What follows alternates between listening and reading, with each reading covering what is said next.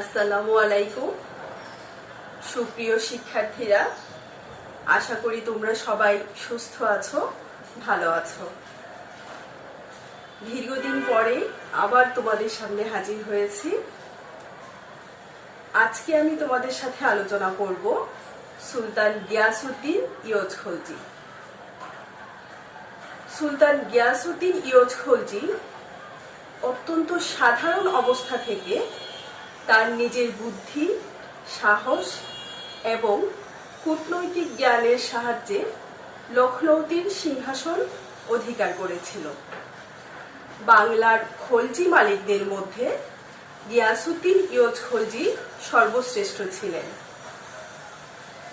ইখতিয়ার উদ্দিন মোহাম্মদ বিন বখতিয়ার খলজির মৃত্যুর পর অর্থাৎ বখতিয়ারের পরবর্তীকালে বাংলার মুসলিম রাজ্যে অন্তবিরোধের অবসান ঘটিয়ে তিনি সুষ্ঠু শাসন ব্যবস্থা প্রবর্তন করেন এবং তিনি বাংলার মুসলিম রাজ্যের সীমা বিস্তার করতে সচেষ্ট হয়েছিলেন।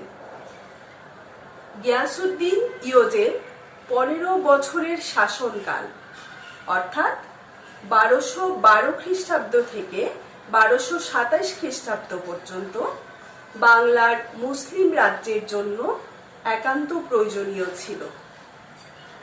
তার অধীনে বাংলার মুসলিম রাজ্যের প্রভূত উন্নতি দিল্লির সুলতানের দৃষ্টি আকর্ষণ করে এবং দিল্লির সুলতান ইলতুৎমিশ 2 বার বাংলা আক্রমণ করে গিয়াসউদ্দিন ইয়োজকে পদানত করতে সক্ষম হয়েছিলেন।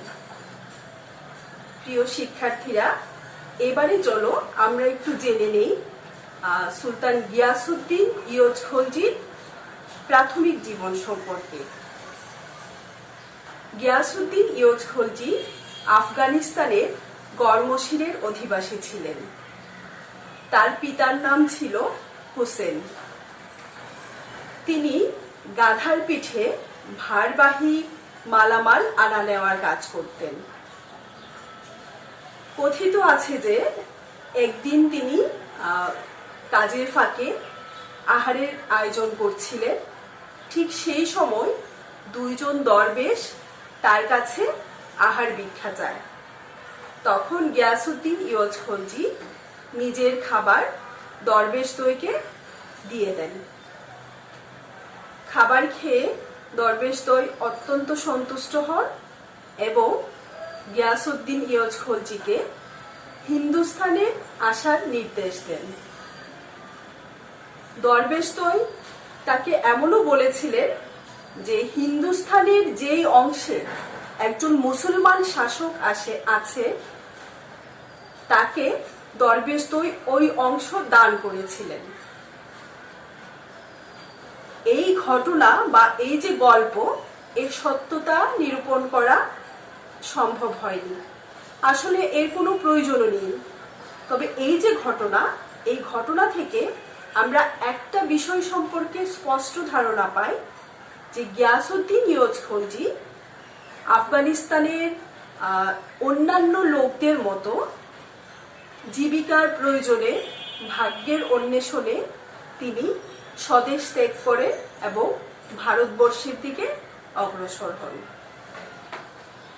গিয়াসউদ্দিন ইয়োজ খলজি ভারতবর্ষ এসে কালক্রমে বখতিয়ার খলজির সৈন্যবাহিনীতে যোগ দেন এবং তার নিজের মেধা এবং যোগ্যতা ও দক্ষতার মাধ্যমে ইখতিয়ার উদ্দিন মোহাম্মদ বিন বখতিয়ার খলজির প্রিয় পাত্রে পরিণত হন এবং তার অন্যতম সহচর হয়ে ওঠেন।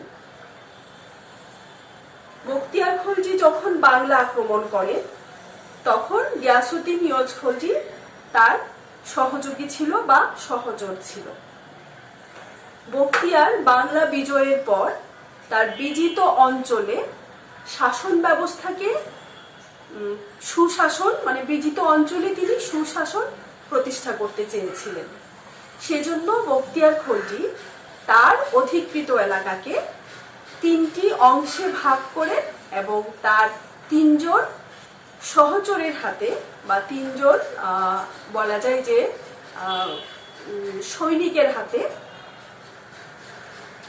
তিনি এর শাসনভার অর্পণ করেন।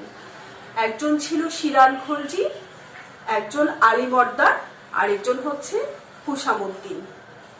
এই যে হুসামুদ্দিন, এই হুসামুদ্দিনই 1212 খ্রিস্টাব্দে যখন লখনৌতির সিংহাসন দখল করেন তখন তিনি নিজের নাম পরিবর্তন করে গিয়াসউদ্দিন ইয়জ খলজি নাম ধারণ করেন এবং সিংহাসনে বসেন।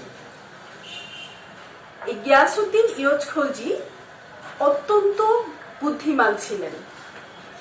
বখতিয়ার খলজির পরবর্তী সময়ে যে সমসাময়িক ঘটনাবলী, সেই ঘটনাবলী যদি আমরা বিশ্লেষণ করি তাহলে তার যে আচরণ, অর্থাৎ হুসামুদ্দিন ওরফে গিয়াসউদ্দিন ইয়জ খলজির যে আচরণ, সেই আচরণ দেখে তার বুদ্ধিমত্তা এবং বাস্তব জ্ঞান বুদ্ধি সম্পন্ন লোক ছিলেন এই কথা আমরা স্পষ্টভাবেই বলতে পারি।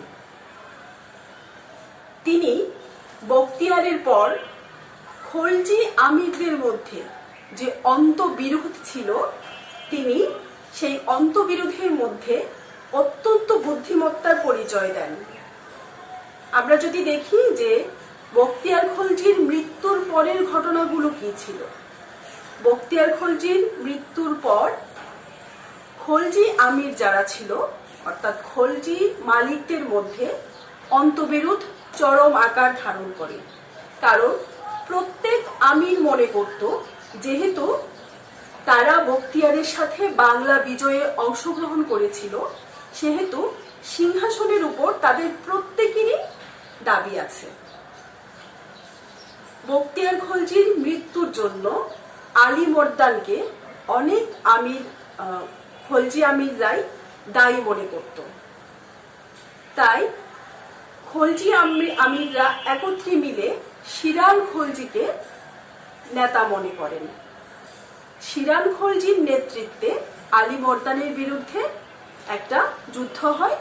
সেই যুদ্ধে আলী মর্দান পরাজিত হন এবং বন্দী হন। আলী মর্দান অত্যন্ত চতুর লোক ছিলেন। বন্দী দশা থেকে তিনি কারারক্ষীকে উৎকোচ দিয়ে সেখান থেকে পালিয়ে দিল্লিতে গিয়ে আশ্রয় নেন এবং কালক্রমে কুতুবউদ্দিন আইবক, দিল্লির যে সুলতান, সেই দিল্লির সুলতানের প্রিয় পাত্রে পরিণত হন। আলী মর্দানের উস্কানিতে দিল্লির সুলতান কুতুবউদ্দিন আইবক বাংলা আক্রমণের জন্য নির্দেশ দেন। বাংলা আক্রমণ করতে অগ্রসর হয়। অযোধ্যার যে শাসক ছিল কায়েমাজ রুমি, তিনি একটি বিশাল সৈন্যবাহিনী নিয়ে বাংলা আক্রমণের জন্য অগ্রসর হন। হুসামুদ্দিন অর্থাৎ গিয়াসউদ্দিন ইয়জ খলজির অধিকৃত, মানে তার শাসনকৃত যে এলাকাটা ছিল সেটা ছিল সীমান্তবর্তী। কায়েমাজ রুমি যখন তার বিরাট সৈন্যদল নিয়ে বাংলার দিকে অগ্রসর হন, সেই সময় হুসামুদ্দিনের অঞ্চলটাই আগে আসে। কায়েমাজ রুমির এত বিরাট সৈন্যদল দেখে হুসামুদ্দিন তথা গিয়াসউদ্দিন ইয়জ খলজি উপলব্ধি করতে পেরেছিলেন যে এককভাবে এই দিল্লির সৈন্যদলকে বাধা দেওয়া বা যুদ্ধ করা বুদ্ধিমানের কাজ হবে না। সেজন্য তিনি কায়েমাজ রুমির সাথে কোনো সংঘর্ষে না গিয়ে বরং তার সাথে সন্ধি স্থাপন করেন, তার বশ্যতা স্বীকার করে নেন। অতঃপর কায়েমাজ রুমি তখন একটা বিরাট সৈন্যদল নিয়ে শিরান খলজিকে আক্রমণ করার জন্য অগ্রসর হন। শিরান খলজি প্রথমে ভয়ে পালিয়ে যান, পরবর্তীতে আবার তার সাথে কায়েমাজ রুমির সরাসরি যুদ্ধ হয় এবং সেখানে শিরান খলজি পরাজিত হন। কায়েমাজ রুমি তখন বাংলা অধিকার করে তিনি আবার অযোধ্যার দিকে অগ্রসর হন, অর্থাৎ অযোধ্যায় তিনি প্রত্যাবর্তন করেন এবং বাংলার শাসনভার তার অধীনস্থ হিসেবে, অর্থাৎ দিল্লির অধীনস্থ হিসেবে গিয়াসউদ্দিন ইয়োজ খলজির হাতে অর্পণ করেন। পরবর্তী সময়ে দেখা যায় যে আলীবর্দী কুতুবউদ্দিন আইবেককে খুশি করে তার নির্দেশে তিনি বাংলার শাসনকর্তা হিসেবে অর্থাৎ দিল্লির অধীনস্থ একজন শাসক হিসেবে তিনি বাংলার দিকে অগ্রসর হন। আলীবর্দী জানতেন যে খলজি মালিকরা অনেকেই তাকে সহজে মেনে নিবে না, আর সেজন্য তিনি একটা বড় সৈন্যদল গঠন করেন।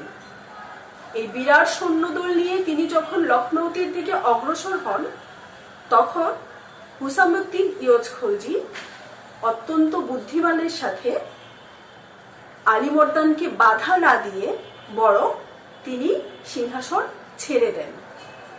জানা যায় যে তিনি নিজে অগ্রসর হয়ে আলীবর্দীকে অভ্যর্থনা জানান এবং তিনি তার পূর্বের যে অঞ্চল সেই অঞ্চলে গিয়াসউদ্দিন ইয়োজ খলজি ফিরে যান।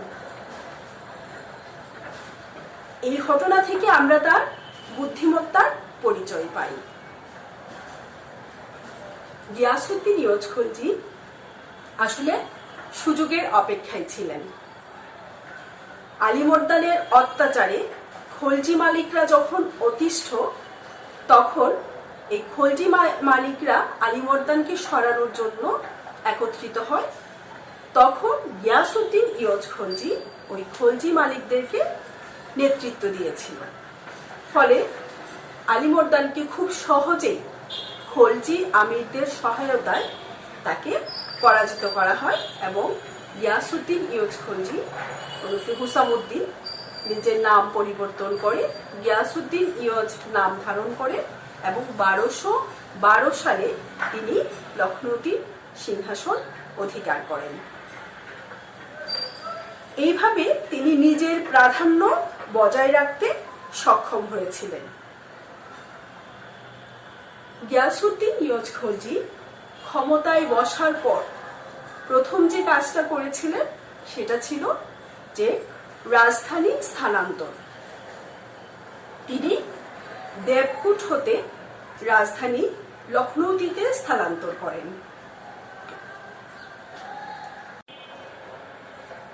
বখতিয়ার খলজির মৃত্যুর পর থেকে দেবকুট থেকেই রাজ্যের শাসন কার্য পরিচালিত হচ্ছিল। দেবকুট উত্তর বাংলার অপেক্ষাকৃত উঁচু স্থানে অবস্থিত ছিল। ফলে দিল্লি থেকে দেবকুটের দূরত্ব অনেক বেশি ছিল। ফলে দিল্লি বাহিনী কর্তৃক সহজে আক্রান্ত হবার আশঙ্কা ছিল না। গিয়াসউদ্দিন ইয়োজ খলজি ক্ষমতায় বসেই তিনি রাজধানী দেবকুট থেকে লখনৌতিতে স্থানান্তর করেন। রাজধানী স্থানান্তরের পেছনে তার কিছু কারণ ছিল। কারণগুলো কি? লখনৌতি ছিল নদীর তীরবর্তী শহর, ফলে ব্যবসা বাণিজ্যের জন্য সুবিধাজনক ছিল। এছাড়াও গিয়াসউদ্দিন ইয়োজ খলজি উপলব্ধি করতে পেরেছিলেন যে এই যে অঞ্চল অর্থাৎ বাংলার, যেখানে জালের মতো ছড়িয়ে ছিটিয়ে আছে অসংখ্য নদী নালা, এখানে রাজ্য বিস্তার করতে হলে এবং তার শাসন ব্যবস্থাকে সুদৃঢ় করতে হলে শুধুমাত্র অশ্বারোহী বাহিনী দ্বারা এই অঞ্চল শাসন করা সম্ভব হবে না। তাই তিনি এই অঞ্চলে শাসন ব্যবস্থা সুদৃঢ় করতে নৌবাহিনীর প্রয়োজনীয়তা উপলব্ধি করেন। নদীর তীরবর্তী হলে, রাজধানী নদীর তীরবর্তী হলে নৌবাহিনী গঠন করা অনেক সহজ হবে। সুলতান গিয়াসউদ্দিন ইয়োজ খলজি প্রথম নৌবাহিনী গঠন করেন। তাছাড়াও যে লখনৌতি নদীর তীরবর্তী হওয়ায় এবং দিল্লি থেকে অনেক কাছে হওয়ায় দিল্লি বাহিনীর আক্রমণের আশঙ্কা কিন্তু ছিল।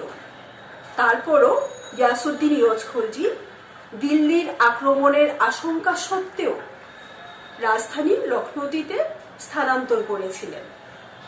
সেজন্য অনেকেই মনে করেন যে তিনি হয়তো এতটাই শক্তিশালী ছিলেন যে দিল্লি আক্রমণকে প্রতিহত করার মতো ক্ষমতা গিয়াসউদ্দিন ইয়োজ খলজির হয়েছিল। গিয়াসউদ্দিন ইয়োজ খলজি শুধুমাত্র রাজধানী স্থানান্তর করেননি, তিনি এর প্রতিরক্ষা ব্যবস্থা জোরদার করার জন্য বসনকোট নামে একটি দুর্গ নির্মাণ করেন। এরপরে হচ্ছে যে রাজধানী স্থানান্তরের পর তিনি যে উল্লেখযোগ্য কার্যক্রম শুরু করেন সেটা ছিল একটি রাজপথ নির্মাণ। এই রাজপথ নির্মাণ সামরিক প্রয়োজনে তৈরি হয়েছিল। তাছাড়াও প্রজাদের মঙ্গলের জন্য তিনি এই রাজপথ নির্মাণ করেছিলেন। রাজধানী লখনৌতির সাথে উত্তরে দেবকুট এবং দক্ষিণে লখনৌর এই দুই সীমান্তবর্তী শহরের সাথে যোগাযোগ স্থাপন করার জন্য তিনি এই দীর্ঘ রাজপথ নির্মাণ করেন। এই রাজপথ নির্মাণের ফলে একদিকে যেমন যোগাযোগ ব্যবস্থার উন্নতি হয়, অন্যদিকে এই দীর্ঘ দুই সীমান্তবর্তী অঞ্চলে অর্থাৎ সমগ্র রাজ্য জুড়ে সৈন্যবাহিনীর চলাচলের পথ সুগম হয়। এছাড়া রাজপথ নির্মাণের ফলে ব্যবসা বাণিজ্যেরও প্রভূত উন্নতি হয়। এই দীর্ঘ রাজপথ জনগণের জন্য ছিল আশীর্বাদ স্বরূপ।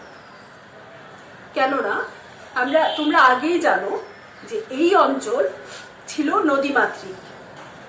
এখানে বর্ষার কালে প্রায় প্রতি বছর বন্যা দেখা দিত।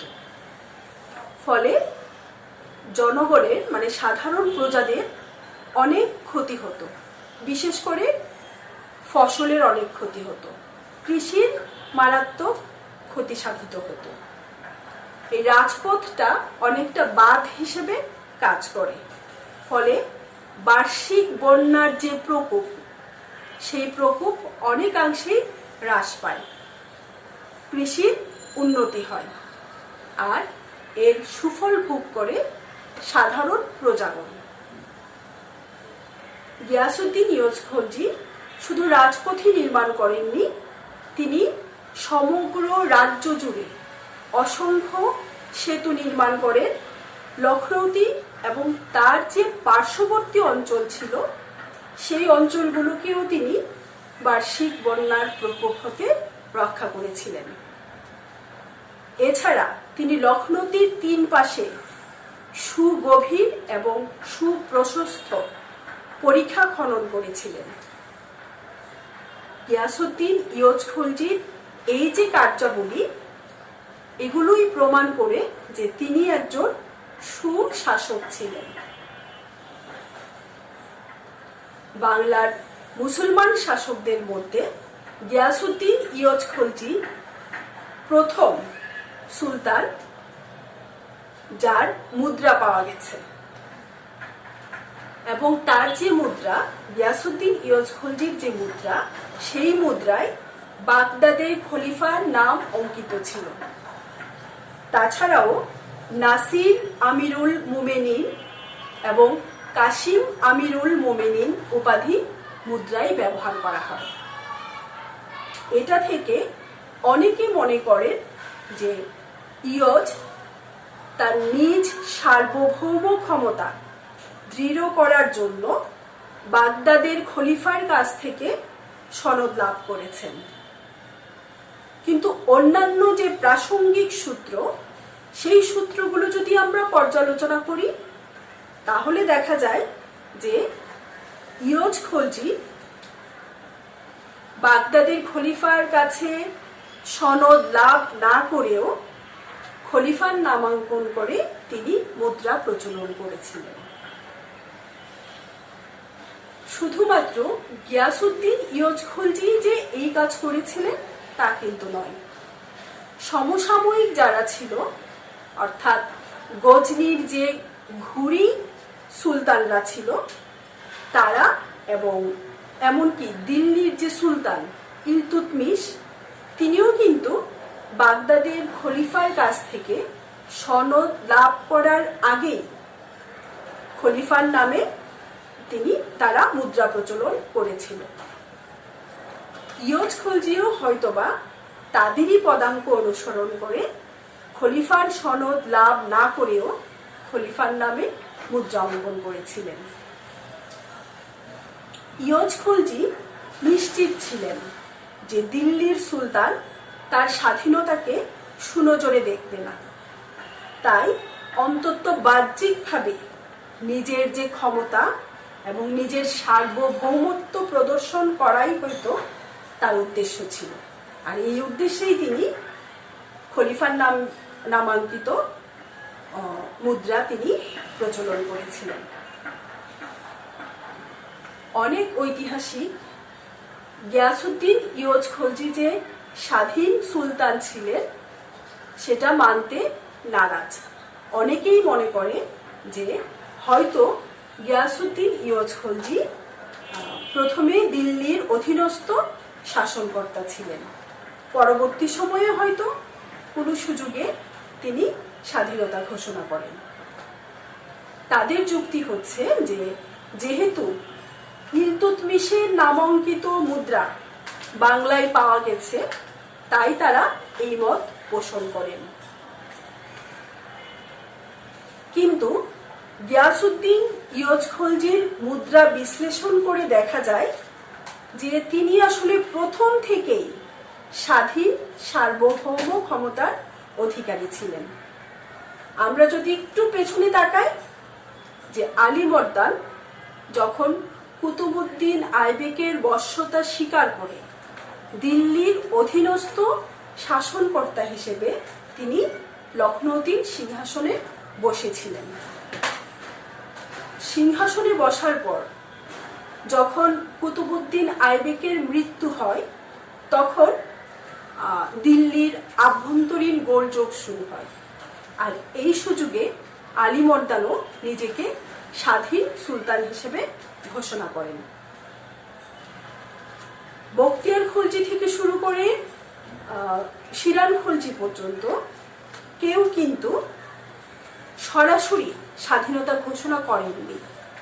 সবাই দিল্লির সাথে একটা সুসম্পর্ক বজায় রেখে আভ্যন্তরীণ ক্ষেত্রে তারা স্বাধীনভাবে তাদের শাসন কার্য পরিচালনা করছিল। কিন্তু আলীবর্দান কুতুবউদ্দিন আইবকের মৃত্যুর পর এই সুযোগকে কাজে লাগিয়ে সে প্রথম স্বাধীনতা ঘোষণা করে। আলীবর্দানের পরবর্তী সময়ে গিয়াসউদ্দিন ইয়জ খলজিও কিন্তু সেই স্বাধীন সুলতান হিসেবেই লখনৌতির সিংহাসন অধিকার করেছিলেন। তাই আমরা বলতে পারি, নিঃসন্দেহে বলতে পারি যে গিয়াসউদ্দিন ইয়জ খলজি আসলে প্রথম থেকেই স্বাধীন সুলতান ছিলেন। গিয়াসউদ্দিন ইয়জ খলজি বিভিন্ন জনহিতকর কার্যাবলী সম্পাদন করেছিলেন। এছাড়াও তিনি রাজ্য বিস্তারের দিকেও মনোনিবেশ করেছিলেন। আমরা চটেশ্বর শিলালিপি থেকে জানতে পারি যে আনুমানিক 1200 খ্রিস্টাব্দে উড়িষ্যার সেনাপতি বিষ্ণু জবন রাজার বিরুদ্ধে যুদ্ধে অত্যন্ত সাহসের পরিচয় দেন।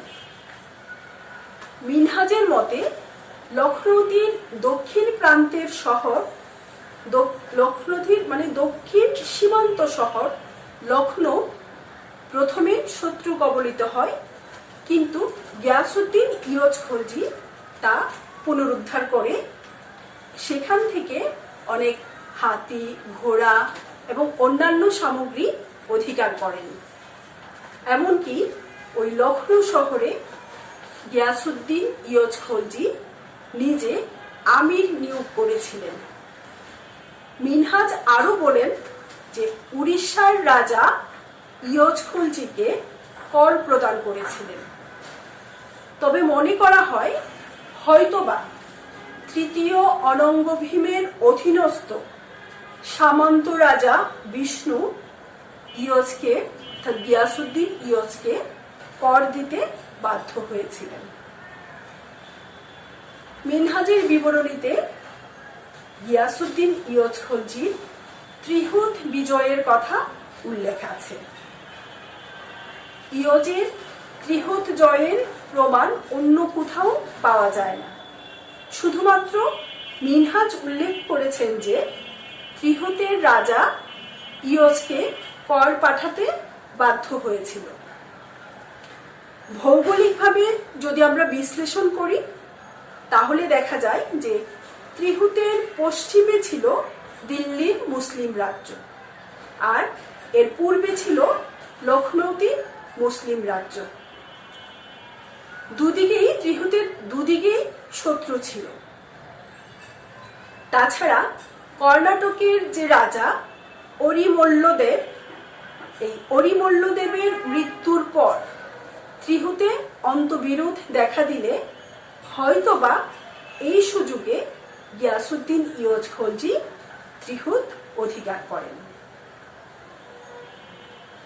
মিনহাজের বিবরণী থেকে আমরা আরো জানতে পারি যে গিয়াসুদ্দিন ইয়জ খলজি কামরূপ বিজয় করেছিলেন। মিনহাজের মতে কামরূপের রাজাও কর প্রদান করেছিলেন। করতোয়া নদীর পূর্ব দিকে কামরূপ রাজ্যে অনেকগুলো সামন্ত শাসনকর্তার অস্তিত্ব ছিল বলে তারা সকলে 12 ভূঁইয়া নামে পরিচিত ছিল। এই 12 ভূঁইয়াদের মধ্যে আবার সর্বদা অন্তবিরোধ লেগেই থাকত। ইয়জ খলজি হয়তোবা তাদের কোনো সামন্ত শাসককে পরাজিত করে কর প্রদানে বাধ্য করেন। গিয়াসুদ্দিন ইয়জ খলজি বঙ্গ বিজয় করেছিলেন। 1226 থেকে 1227 খ্রিস্টাব্দে ইয়জ কর্তৃক বঙ্গ তথা পূর্ব বাংলা আক্রমণের কথা মিনহাজ উল্লেখ করেন, কিন্তু তিনি নিজে দিল্লি কর্তৃক আক্রান্ত হওয়ায় তার বাংলা আক্রমণ বিফল হয়। ফলে ইয়জ পূর্ব বাংলাকে কর দিতে বাধ্য করতে পারেননি। এইভাবে গিয়াসুদ্দিন ইয়জ খলজি তার রাজ্যের সীমা বৃদ্ধি করতে সচেষ্ট হয়েছিলেন। প্রিয় শিক্ষার্থীরা, তাহলে আমরা কি দেখলাম যে গিয়াসুদ্দিন ইয়জ খলজি অতি সাধারণ অবস্থা থেকে তার নিজের যোগ্যতা এবং কূটনৈতিক জ্ঞানের মাধ্যমে তিনি লখনৌতির সিংহাসন দখল করেছিলেন। তিনি এদেশের ছিলেন না, এদেশের বাইরের একজন লোক ছিলেন, কিন্তু বখতিয়ারের ভাগ্যের অন্বেষণে তিনি ভারতবর্ষে এসেছিলেন এবং কালক্রমে বখতিয়ার খলজির সৈন্যদলে যোগ দিয়েছিলেন। সেখান থেকেই তার উত্থান শুরু এবং পরবর্তী ঘটনা প্রবাহের মাধ্যমে তিনি শেষ পর্যন্ত লখনৌতির শাসনভার অর্থাৎ বাংলার মুসলিম রাজ্যের শাসনভার তিনি গ্রহণ করেছিলেন এবং অত্যন্ত সুদৃঢ়ভাবে তিনি তার শাসন কার্যক্রম চালিয়েছিলেন। এমনকি বাংলার মুসলিম রাজ্যের সীমানা তিনি বিস্তার করতে সচেষ্ট হয়েছিলেন। তার সময়ে মুসলিম রাজ্যের অনেক উন্নতি হয় এবং লখনৌতিতে তার যে দরবার ছিল সেই দরবার দিল্লির সুলতানের দরবারের সমকক্ষ হয়ে উঠেছিল। ফলে এই মুসলিম রাজ্যের এই উন্নতি দিল্লির সুলতানের দৃষ্টি আকর্ষণ করে এবং সুলতান ইলতুৎমিশ পরপর 2 বছর 2 বার তিনি বাংলা আক্রমণ করেন এবং তাকে গিয়াসুদ্দিন ইয়জ খলজিকে পদানত করতে সক্ষম হয়েছিলেন। সুপ্রিয় শিক্ষার্থীরা, তাহলে আজকে এ পর্যন্তই। আগামী ক্লাসে আবার তোমাদের সাথে দেখা হবে। অনেকদিন পর তোমাদের সামনে আবার হাজির হতে পেরে আমার খুবই ভালো লাগছে। আশা করি এখন থেকে আমরা রেগুলার তোমাদের সাথে আমার ক্লাস হবে। সেই পর্যন্ত তোমরা সবাই ভালো থেকো, আনন্দে থেকো এবং স্বাস্থ্যবিধি মেনে চলবে। যখনই বাসার বাইরে যাবে বা ঘরের বাইরে যাবে তখনই প্রত্যেকে অবশ্যই মাস্ক ব্যবহার করবে। বাইরে থেকে ফিরে এসে এবং খাবার গ্রহণ করার আগে অবশ্যই তোমরা বারবার সাবান পানিতে হাত ধুবে। তাহলে আজকে এ পর্যন্তই, আগামী ক্লাসে আবার দেখা হবে।